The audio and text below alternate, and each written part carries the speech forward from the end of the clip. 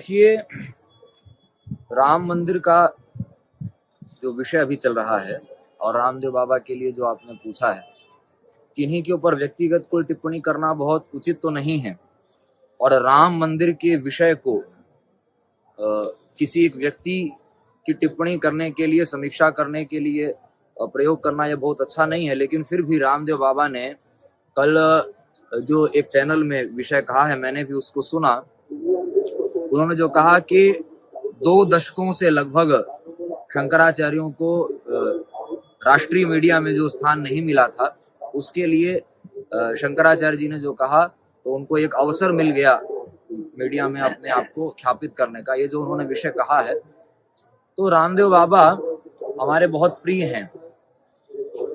उनको एक बात ध्यान रखनी चाहिए कि जिस समय में हमारे परम प्रिय श्री रामदेव बाबा, कांग्रेस का शासन था, मनमोहन सिंह जी भारत के प्रधानमंत्री हुआ करते थे और दिल्ली में वो काले धन के लिए जो आंदोलन कर रहे थे, उसमें रामदेव बाबा जी सलवार कुर्ती पहन करके रामदेव बाबा से रामेश्वरी देवी बन करके जब मंच से छलांग लगाकर भागे थे, उस समय उन्होंने जो बात कही है कि दशकों से मीडिया में स्थान नहीं मिला, उस समय पूरी पीठ के मान्य हमारे परम पूज्य जगत गुरु भगवान ने ही मीडिया में आकर के रामदेव बाबा के बचाव के लिए, उस समय कांग्रेस की सरकार में, उस समय जो भाजपा के संत माने जाते हैं वे समर्थन में नहीं थे उनके, उस समय पूरी के शंकराचार्य जी ही मीडिया में आ करके उन्होंने सरकार के इस कदम का खंडन किया था और पुरजोर विरोध किया था।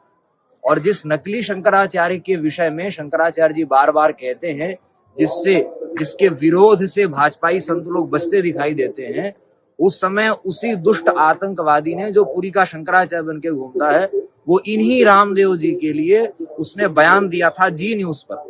उसकी पट्टी अभी ढूंढ सकते हैं आप लोग, अगर उन्होंने डिलीट नहीं किया होगा तो। उसने बयान दिया था कि कांग्रेस की सरकार ने जो रामदेव जी के साथ किया वो बहुत अच्छा किया। तो अब इनका क्या दायित्व होता है, कई दशकों से मीडिया पर नहीं आए, ये जो उनका भ्रम है, उस भ्रम को धोने के लिए वो अपने ही भूतकाल में जाएं और देखें कि कैसे शंकराचार्य ने मीडिया में आकर उनका ही बचाव किया था और आज वो क्या कर रहे हैं।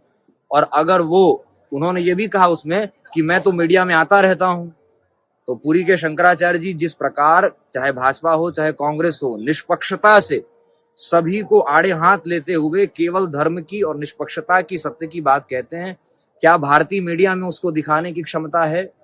उनके स्टूडियोज पर ताले नहीं लग जाएंगे? उनको धन देने वाले, उनको शक्ति देने वाली सरकारें क्या उन पर अंकुश नहीं लगा देंगी? और ऐसा आज राज्य स्तर के मीडिया चैनल्स पर, केंद्रीय मीडिया चैनल्स पर हो भी रहा है, आप देख भी रहे हैं। तो दशकों से जो लोग मीडिया पे छाए हैं, रामदेव बाबा भी अगर दशकों से मीडिया पर छाए हुए हैं, तो पूरी के शंकराचार्य जी एक बात कहते हैं कि भाजपा के संत हैं, कांग्रेस के संत हैं, बसपा के संत हैं, सपा के संत हैं, अलग अलग नेताओं के बनाए संत हैं, वो सब छाए रहते हैं। तो उन्हीं को मीडिया दिखाता है, तो वो अपनी समीक्षा भी कर लें फिर कि वो किसके संत हैं, इसमें से भाजपा कांग्रेस आदि के जो विषय कहेंगे उसमें वो किसके संत है, वो भी इस बात की समीक्षा कर लें।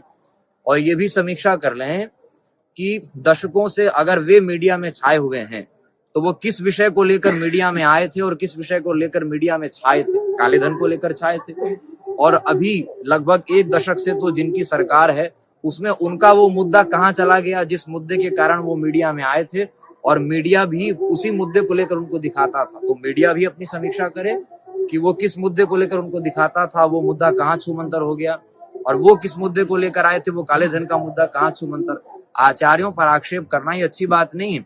शंकराचार्यों को लेकर के जो भी विषय कहा जा रहा है, राम जन्मभूमि का जो पूरा विषय है, जिस समय संघ का जन्म नहीं हुआ था भारत में, विश्व हिंदू परिषद का जन्म नहीं हुआ था भारत में, और भाजपा जो जनसंघ के रूप में था उस रूप में भी पैदा नहीं हुआ था, जिस समय कांग्रेस भी पैदा नहीं हुई थी, उस समय से भारत के साधुओं ने, संतों ने, शंकराचार्यों ने इस विषय को उठाया था।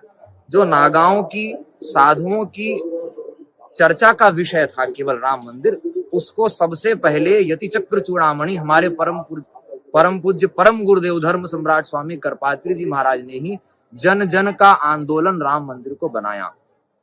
रथ यात्रा करके जो उसका प्रचार प्रसार हुआ, मैं अपनी दृष्टि से उसको कहता हूं कि निश्चित रूप से वो एक चुनावी सफलता हासिल करने का एक मुद्दा था। उससे राम जी का प्रचार हुआ, ये सब ठीक है, उसमें बहुत से संत लोगों ने साथ दिया था। स्वामी वामदेव जी महाराज ने बड़ा परिश्रम किया, तो उसका श्रेय भी जिसने काम किया उसको मिलना चाहिए। और वर्तमान में पुरी के जगत गुरु शंकराचार्य जी और उस समय में द्वारिका पीठ के स्वनामधन्य शंकराचार्य स्वामी स्वरूपानंद सरस्वती जी महाराज, श्रृंगेरी के शंकराचार्य जी, इन सब महापुरुषों ने आरंभ से इसमें अपनी पूरी भूमिका प्रस्तुत की है। कोर्ट की जहां तक बात है, इलाहाबाद हाई कोर्ट में भी जिस समय में निर्णय आया उस समय सब लोग होली मना रहे थे, दिवाली मना रहे थे कि आधा आधा हो गया, अब तो बढ़िया काम हो गया। उस समय पुरी के शंकराचार्य जी ने मजबूती से कहा था कि नहीं, ये विषय सुप्रीम कोर्ट में जाना चाहिए, हिंदुओं को हिंदुओं का स्थान मिलना चाहिए। उस समय कोर्ट में भी एक शंकराचार्य, द्वारिका के शंकराचार्य जी महाराज की ओर से भी वहां पर पक्ष रखा गया था। और एक शंकराचार्य जब पहुंचे हैं तो सबको जाने की वहां पर बात थी भी नहीं, एक प्रतिनिधि के रूप में कोई व्यक्ति था, उससे काम चल ही रहा था। चाहे मैदान की बात हो, चाहे आंदोलन की बात हो, सभी स्थितियों में राम मंदिर के लिए शंकराचार्य ने अपनी भूमिका प्रस्तुत की थी और आज भी कर रहे हैं। तो ये आक्षेप करना, ये अपने ही स्तर को गिराना है। ऐसे व्यक्तियों को जो आचार्यों के विरोध में बोल रहे हैं, उनको इतिहास की समीक्षा करना चाहिए।